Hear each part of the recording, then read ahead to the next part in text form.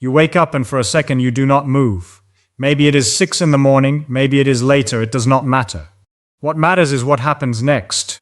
Because in the next few minutes, your body is going to ask you for something it has been missing for 8 hours straight, and almost nobody gives it what it actually needs. You reach for your phone, or you reach for coffee, or you reach for nothing at all and just stumble to the bathroom. But there is a question sitting underneath all of that, a question most people never think to ask, which is this: what does your body actually run on? And the answer is not caffeine, it is not sugar, it is something much simpler, something you probably have sitting in your kitchen cabinet right now, and by the end of this video you are going to understand exactly why. Before I go further, if this kind of evidence-based breakdown is useful to you, this is exactly the kind of thing we do here on Smart Psychology, so consider staying with me for the next few minutes. It is going to change how you think about your entire morning. I want to be upfront about something, because there is a version of this topic that has been completely ruined by wellness influencers. The version where someone tells you to add a pinch of pink Himalayan salt to your water, because it is trendy, because it looks good on camera, because some celebrity does it, and they never explain why, they just tell you to trust them. I find that kind of content genuinely frustrating, because the actual physiology behind why your body needs sodium first thing in the morning is fascinating on its own. It does not need to be dressed up with mysticism or marketing. What I want to do today is walk you through what is actually happening inside your bloodstream, your kidneys, your adrenal glands, and your nervous system while you sleep, and why the first thing you drink can either support that system or work directly against it. Once you understand the mechanism, the advice stops sounding like a trend and starts sounding like basic biology, and that is the kind of understanding that actually sticks with you. So let us start with what happens to your body overnight, because this is the part almost nobody talks about. While you sleep, you are not just resting, you are losing fluid continuously, through breathing, through skin, through basic metabolic processes that never stop, even while you are unconscious. Estimates from sleep physiology research put overnight fluid loss somewhere between half a liter and a full liter every single night, without exception. And fluid loss is never just water loss, it is electrolyte loss too, specifically sodium, potassium, and chloride, the three minerals your entire nervous system depends on to function. Sodium in particular is not just some flavoring mineral, it is the primary regulator of your blood volume and your blood pressure, and it is the mineral your kidneys spend enormous metabolic energy managing every single day. When you wake up, your sodium concentration is not where it was when you went to sleep, and your kidneys have already been quietly adjusting for hours to try to keep your blood volume stable. At the same time, something else is happening that most people have never heard of, called the cortisol awakening response. In the 30 to 45 minutes after you open your eyes, your cortisol levels spike by somewhere between 38 and 75%. A shift documented across decades of research and considered one of the most reliable hormonal patterns in the entire 24-hour cycle.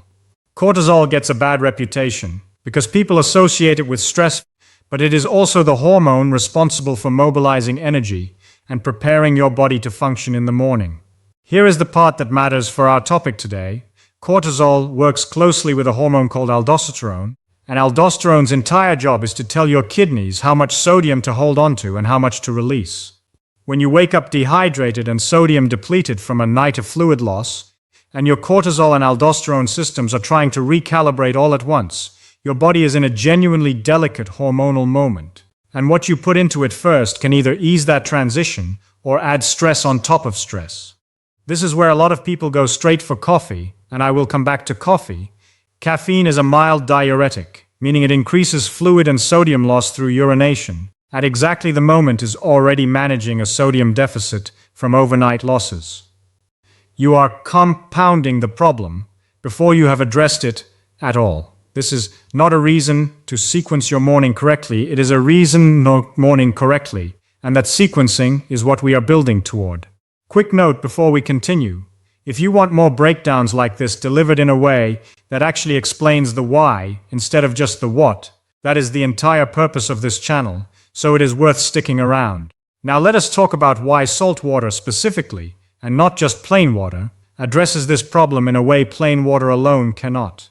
When you drink a large glass of plain water on an empty stomach, especially after a night of sodium loss, you can temporarily dilute the sodium concentration in your blood even further, because you are adding fluid volume without adding back the mineral your body just spent all night losing. This is a real physiological phenomenon studied in exercise science and rehydration research, sometimes described in the context of a condition called hyponatremia, where blood sodium becomes diluted to a degree that can cause headaches, fatigue, and brain fog, particularly in people who drink large volumes of water quickly without replacing electrolytes. This is precisely why organizations like the World Health Organization built oral rehydration solutions, the exact formula used worldwide to treat severe dehydration, around a specific ratio of water, sodium, and a small amount of sugar to drive absorption, because plain water alone rehydrates the body less efficiently than water paired with sodium. Your small intestine has a transport mechanism called the sodium-glucose cotransporter, and this mechanism pulls water into your bloodstream far more effectively when sodium is present alongside it. This is basic cellular transport physiology, not a wellness theory. There is also a direct connection between sodium and your stomach that almost nobody mentions. Sodium chloride, ordinary table salt, is composed of two elements your stomach depends on directly, sodium and chloride is one half of hydrochloric acid, the acid your stomach uses to break down protein and to kill off pathogens that arrive with your food. Your body manufactures this acid using chloride ions pulled from your bloodstream, and adequate sodium chloride intake supports the raw materials your stomach lining cells need to keep producing that acid at a healthy concentration. This does not mean pouring salt directly onto an already sensitive stomach is wise. Timing and dilution matter enormously, which we will get to. But the biochemical relationship between salt intake and stomach acid production is well established in digestive physiology. It is not a stretch or a wellness myth. Let me address something directly, because a lot of people have spent the last few decades being told that salt is simply bad, full stop, and that framing has created a strange blind spot.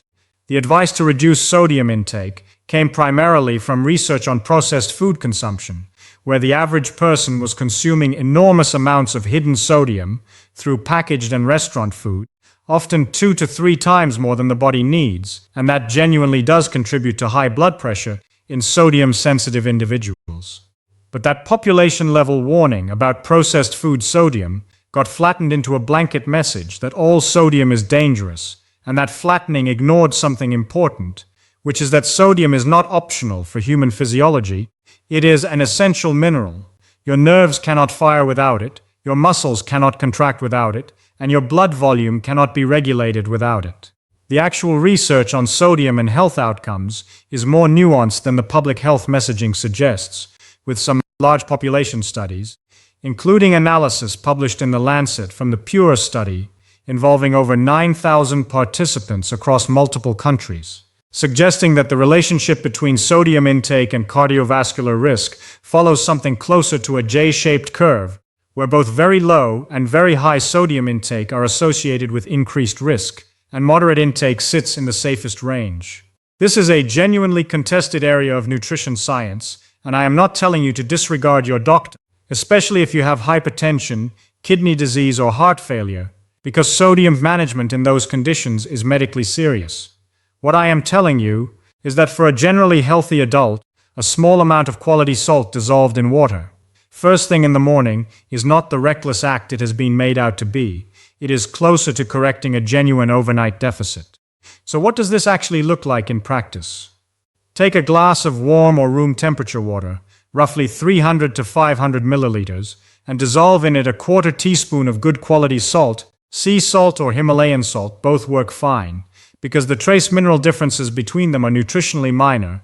What matters is the sodium chloride itself.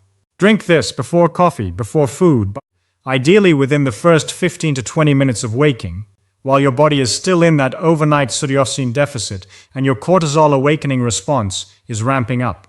This is not about replacing water entirely with salt water all day. It is about this one specific window in the morning where your body's sodium and fluid balance genuinely benefits from the combination. Some people prepare what is sometimes called sol water, a fully saturated salt water solution kept in a jar, using only a teaspoon of that concentrated mixture diluted into a full glass of water each morning, which achieves a similar effect with more consistency and concentration. Either approach works. What matters is the principle, sodium and water together, consumed early before caffeine compounds the sodium loss further. I do want to be responsible here and mention who should be cautious. If you have diagnosed hypertension that is not well controlled, if you have any form of kidney disease, if you have congestive heart failure, or if your doctor has specifically told you to restrict sodium, this practice is not for you without medical guidance, and you should talk to your physician before changing anything about your sodium intake. This is also not a substitute for medical treatment of dehydration or electrolyte disorders, and if you experience symptoms like persistent swelling, unusual thirst, or blood pressure concerns, that is a conversation for a doctor, not a morning routine. For the average healthy adult without those conditions, the quantities described here, a quarter teaspoon in a glass of water, are well within what your kidneys process on a completely normal daily basis. This is a small, physiologically reasonable amount, not a drastic intervention. Here is something that I think ties this whole picture together. Your kidneys filter around 180 liters of fluid every single day, and they reabsorb over 99% of the sodium that passes through them, because your body is extraordinarily good at conserving this mineral when it needs to. This is not a system that is fragile or easily overwhelmed by a quarter teaspoon of salt. It is a system built specifically to manage sodium balance with remarkable precision. The problem in modern life is not that people occasionally give their body sodium when it needs it. The problem is a chaotic pattern of either wildly excessive sodium from processed food or complete sodium avoidance driven by outdated blanket advice, both of which prevent your body from operating in the steady, moderate range it is actually designed for. A small glass of salt water in the morning is not a hack. It is simply handing your body a resource it is already primed to use at the exact moment it needs it most. So think back to that moment we started with, you sitting on the edge of the bed, your body already running that overnight sequence of sodium loss and cortisol rise before you have made a single conscious decision. The choice in front of you every single morning is small, and it repeats 365 times a year, water and sodium first, given deliberately, before coffee stacks a diuretic on top of a deficit, before anything else happens. It costs you 2 minutes, and it works with the biology that is already unfolding inside you, rather than against it. If this kind of explanation is something you want more of, evidence-based, no gimmicks, just the actual mechanism behind everyday habits, that is what smart psychology is built around. So consider sticking with this channel for more of it. Give your body what it is already asking for, and let everything else about your morning follow from there.